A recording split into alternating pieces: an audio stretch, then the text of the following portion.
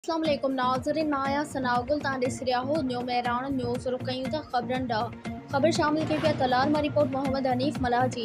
तलार में तमीर सिंध अख़बार जी आवाज़ उथारण खां पोइ तलार ऐं पीरो लाशारी शहर में अताई डॉक्टरनि ख़िलाफ़ सिंध हेल्थ कमीशन केयर जी टीम जूं कार्रवाइयूं। 2 क्लिनिकूं सील करे छॾियूं। रिपोर्ट मूजिब अताई डॉक्टरनि ख़िलाफ़ अवामी शिकायतुनि ते मुसलसल तामीर सिंध अख़बार में ख़बरूं हलण जो सिंध हेल्थ कमीशन केयर जी टीम नोटिस वठंदे पीरो लाशारी शहर पहुती।